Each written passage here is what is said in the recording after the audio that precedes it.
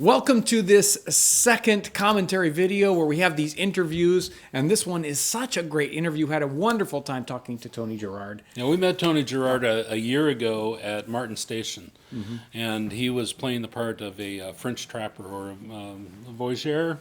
Yeah, sort of. No, really a French trapper. I mean, it was different. He, an amazing person and an amazing interpreter.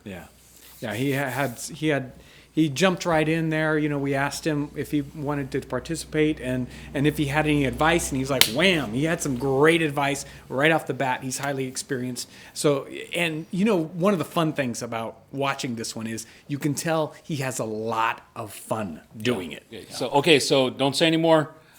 Let's let him watch the interview, and then we'll talk more afterward. Here's the interview.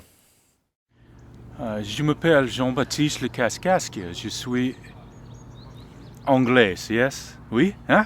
That's no problem for me because I speak Anglais very good from the time I was a petit garçon. My papa, he said to me, he said, Baptiste, you need to learn to speak English because he said there's only so many sauvages, only so many French people, but it's an endless supply of Englishmen, yes? So you should learn to speak with them. And I learned from a fellow, he's not English, but he is a different nation, a different tribe. There's almost like the English. You call him damn low Irishman, yes? And he speak good English for me to learn it too, yes? But so my name is Jean-Baptiste Le Cascasque, because my mama, she was a Cascasque. But the French peoples, they count families from the papa, from the father. So I'm a Frenchman too then, yes? My wife, she's a Cherokee, and so she and my children, the Cherokees, they count families from the mama, so they count my children as Cherokees too, yes. We come here with the Cherokees to hunt in this part of what the English people call the Cumberlands. And 3 years ago we come to the same spot, and there's good hunt here. Huh? We killed many deer. We come here this year. What do you find? It's nothing. The whole place is hunted out, and just down the way, they have built themselves houses and things like that. Because that is how the English do. Huh? They come to a place like this. They hunt them all out. They go to make farms and to live here. Huh? And what is to become of the sauvage that used to have this for to hunt in? Eh? It's not good. My name's Tony Gerard. I'm a biology teacher from Southern Illinois. I'm interested in the French colonial period in Southern Illinois and in the eastern United States, so that's the portrayal I tend to do. I really enjoy doing first-person interpretation. I feel like it's one of the most dynamic forms of history education. When I was 14 years old, I first saw it done. I now realize pretty poorly, but it was so engaging. I had always been bored with history in school, names, dates, politics, but to actually talk to the person that lived it, that was a whole different ball of wax. Well, as a reenactor, I actually started historic reenactment because I had always been an outdoorsy type. I hunted and trapped as a kid, and I bought a black powder weapon. Well, that got me interested in the history of the U.S. as it went along with the black powder era, and I did a lot of dressed up and talking about I'm dressed as this and this is what they wore and everything. And then one night I was doing a presentation to a woman's club, and the woman that was doing it, that was a family friend, said, well, couldn't you just talk like you were actually that person? And I thought, well, why not? I'll give it a try. And it was so much fun. I really enjoyed actually being that person to this group of people. And I was doing my bad French accent, and now and then I'd act like I'd get hung up on a word, and these three old women in front were so kind and encouraging and helping me with the words, and it was just a blast, and I've been doing it ever since. A lot of the best, we could call it first-person interpretation, but not necessarily, is done without ever saying a word, just in the way you look and dress and things like that. Just a little technique that I use when I'm doing first-person, as Jean-Baptiste Le Cascasque, that's somebody that never really existed, and it's just me in the 18th century. But I do talk about people that really did exist, like Father Sebastian Miron is very important to the life of my French character. He was the last French priest in Illinois at that time period. And I basically base my thoughts about Father Sebastian on my father, who was a Protestant minister.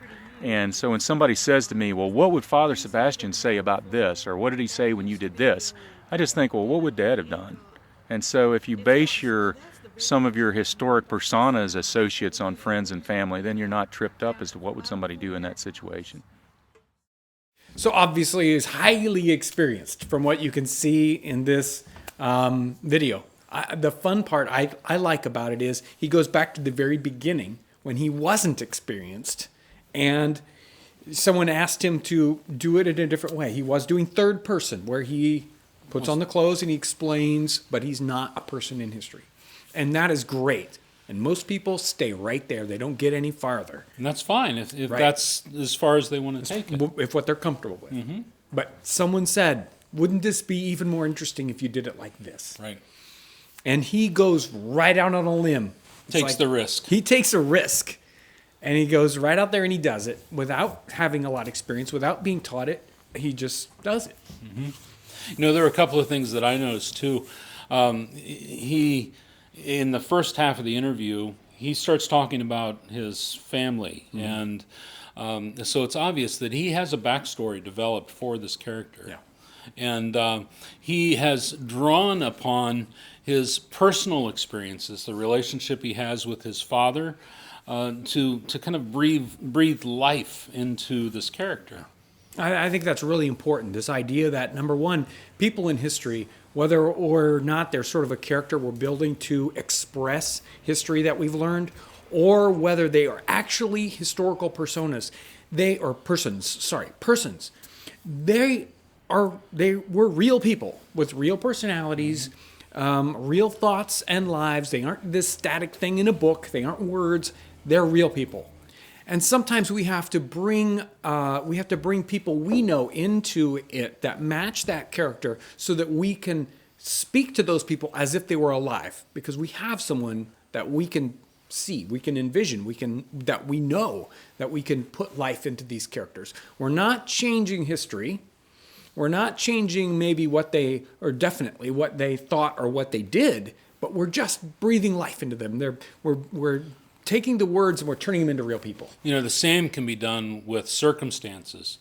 I've spoken to other interpreters who have spent a lot of time in the woods, and they draw upon their experience, either fishing or hunting or just hiking through the woods, and they kind of infuse that into the character. And so again, it breathes life. Right. So you can, and the same thing that we're doing when we're talking about a third character and we bring this person we know into our life, when we're doing first person or even third person for that matter, we're doing the same thing to the character we are trying to portray. We breathe life into it with our own experiences, with our own thoughts, with our own feelings about what happened to them. How did they feel about things that happened to them? That's life. That's bringing history to life. That's what's kind of exciting as we kind of delve into these and we understand it and we, do it more. Yeah. Now, Tony has another persona that he portrays, and we saw that at the Jane Austen Festival in Louisville last summer, where he portrays a French sailor as well. Different outfit. In fact, I remember he grew his sideburns out and was equally impressive in that persona. But he makes an interesting point in this video.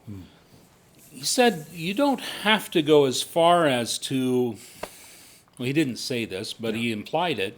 You don't have to go as far as to adopt an accent or so forth. You can be first person just visually in what you're doing at the event or on the site. So what you look like, what your actions are, those communicate just as much as talking sometimes.